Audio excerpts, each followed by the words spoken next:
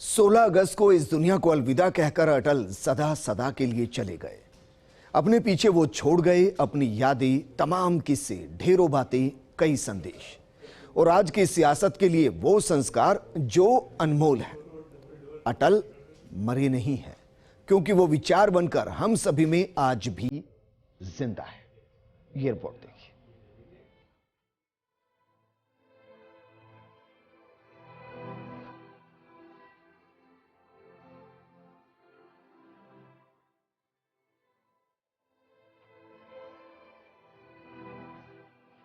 नदी के दो अलग अलग किनारे भी शायद मिल सकते हैं। समंदर का खारा पानी भी शायद कभी मीठा हो सकता है। आकाश में अनगिनत तारों को गिनने की कोशिश भी की जा सकती है। पतझड़ के मौसम में भी फूल खिल सकते हैं। लेकिन अटल बिहारी वाजपेयी की शख्सियत को, उनकी खूबियों को, उनकी उपलब्धियों को शब्दों के सांचे में ढाल पाना मृत्यु को टाल पाने जितना ही कठिन है। अटल के जाने से वो शून्य बना जिसको ना ही शब्दों से भरा जा सकता है और ना ही भारतीय सियासत में कोई भी वो जगह ले पाएगा। एक ऐसा राजनेता हमारे बीच नहीं है जिसने दलगत राजनीति को हमेशा दूसरे पायदान पर रखा। संघ के अनुशासित सिपाही से लेकर सत्ता के शीर्ष सिंहासन तक का सफर अपने आप में एक अनंत कथा है। अटल ने अपनी सियासत उस दौर में शुरू की थी जब देश में लोकतंत्र का आगाज हुआ था और देश बढ़ चुका था।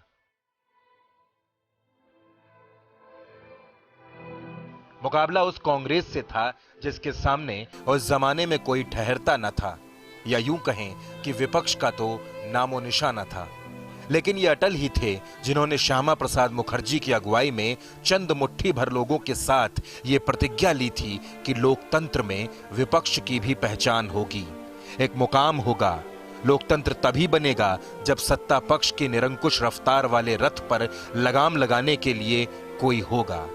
ये अटल ही थे जो अपने विचारों पर अडिग रहे और भारतीय राजनीति के अनंत क्षितिज पर ध्रुव तारा बनकर चमके। और अटल के कवि हृदय से वो शब्द निकले जो हर किसी की जुबान पर हैं। अपने अंदर हार को महसूस करने वाले, सकारात्मकता को खोने वाले हर शख्स को अटल जी की पंक्तियां ऊर्जा देती हैं, शक्ति देती हैं। कह रहे हैं टूटता तिलस्माज, सच से भय खाता हूं, गीत नहीं गाता हूं, गीत नहीं गाता। अटल बिहारी वाजपेयी पॉलिटिक्स के पितामह थे, अजात शत्रु, विरोधियों के बीच भी लोकप्रिय।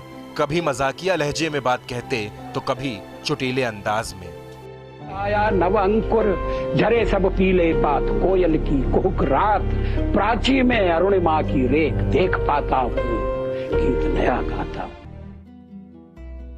बड़ी से बड़ी बात को एक लाइन में कहने वाले संयमी श्रोता और धुरंधर वक्ता अटल जी का कोई दूसरा विकल्प न था, न है और न होगा।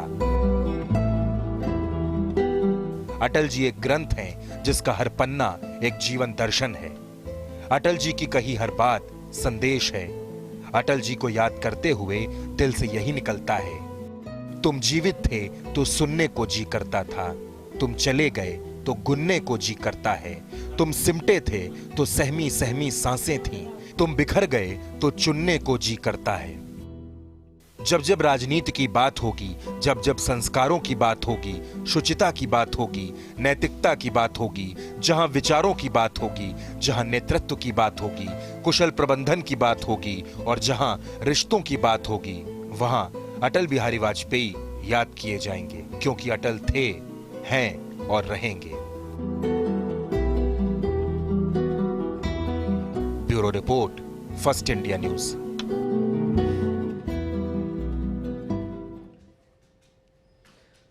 संसद में दिए गए उनके कई भाषण ऐसे हैं जो लोगों को मुंह जुबानी याद है।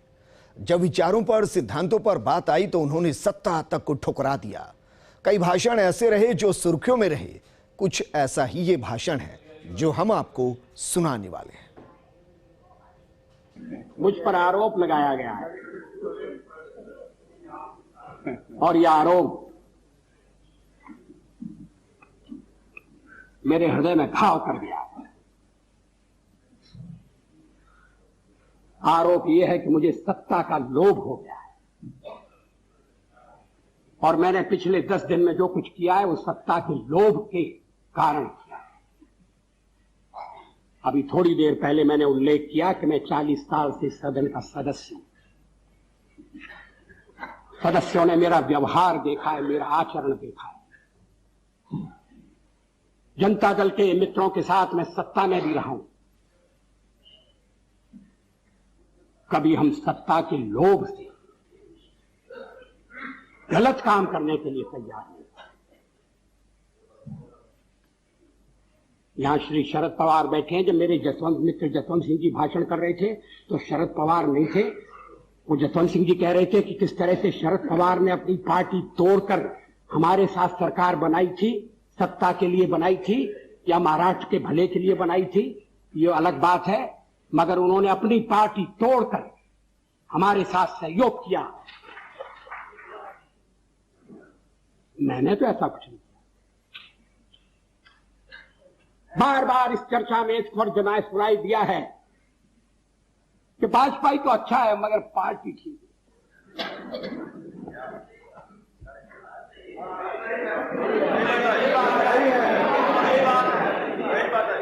अच्छा, तो अच्छे वाजपेयी का आप क्या करने का इरादा रखते हैं?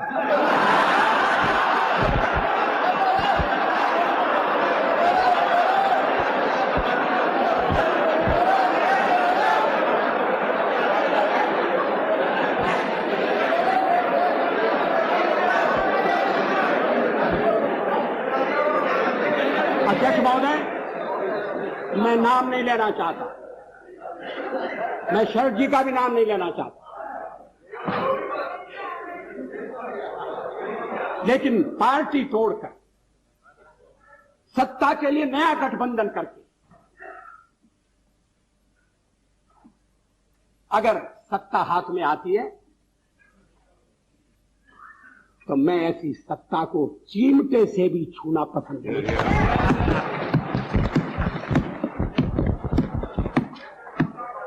न भीतो मरणादस्मि केवलम दूषितो यशः।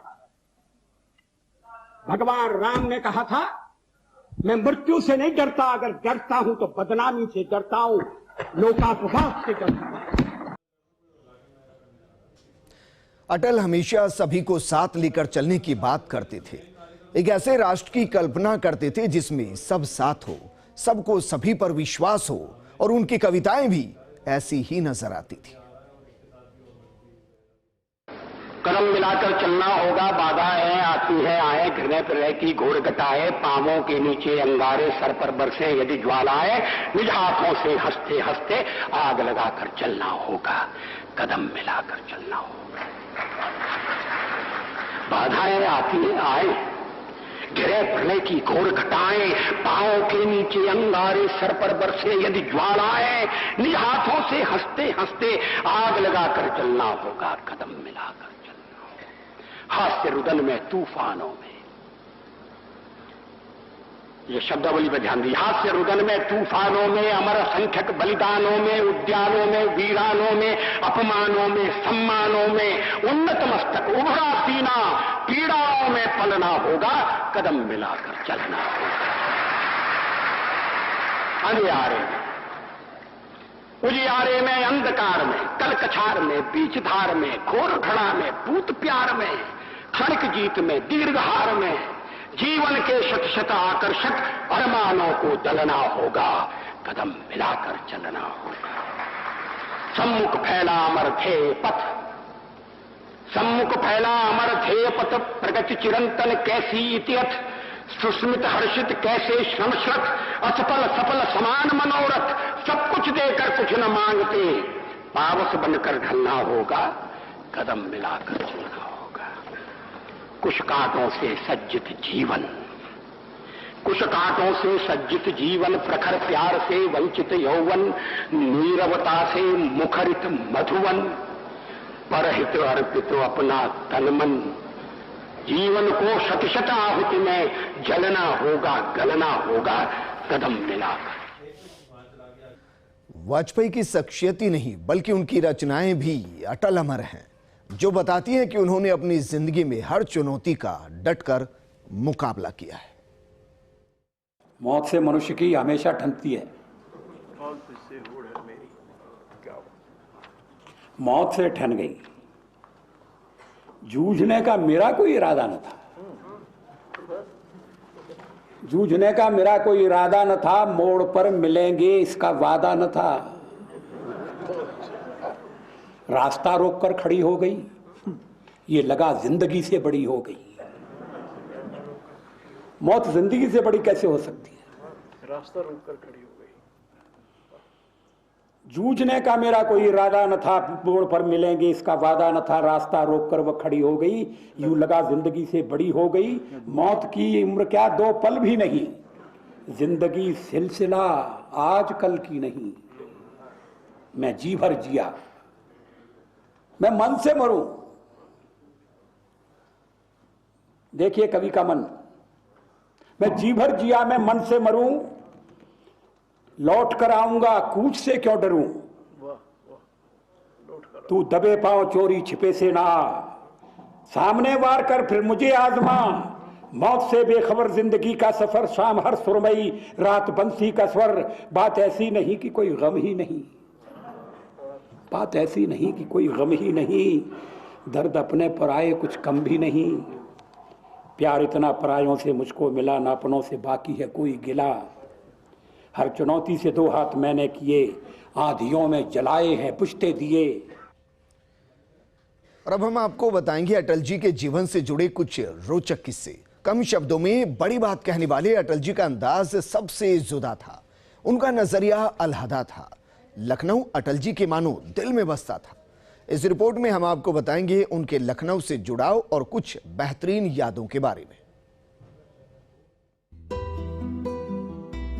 अटल जी अपनी हाजिर जवाबी, अपनी भाषण शैली के लिए जाने जाते थे। अटल जी सियासी तौर पर कितने बड़े थे, ये सियासी लोग तय करेंगे। वो कवि कितने बड़े थे, ये कविता जगत के लोग तय करेंगे। लेकिन अटल जी आदमी बहुत बड़े थे, दिल के बहुत बड़े थे। हम आपको उनके कुछ बेहद रोचक किस्से बताते हैं। लखनऊ में लोगों से मांगा पायजामा। 2006 में यूपी में नगर निगम के चुनाव चल रहे थे। सभा में अटल जी भाषण देते हुए अचानक बोले कि अगर मैं कुर्ता पहनूं और पायजामा ना पहनूं तो कैसा लगूंगा। लोग हैरान रह गए कि अटल जी क्या कह रहे हैं। अटल जी ने कहा कि आपने मुझे सांसद बनाकर कुर्ता दिया है, अब दिनेश शर्मा को मेयर बनाकर मुझे मेरा पायजामा दे दीजिए। इस चुनाव में जीतकर दिनेश शर्मा लखनऊ के मेयर बने थे और आज दिनेश शर्मा उत्तर प्रदेश के डिप्टी सीएम हैं। हेमा मालिनी से मिलकर शर्मा गए वाजपेयी। अटल जी को फिल्मों का शौक था।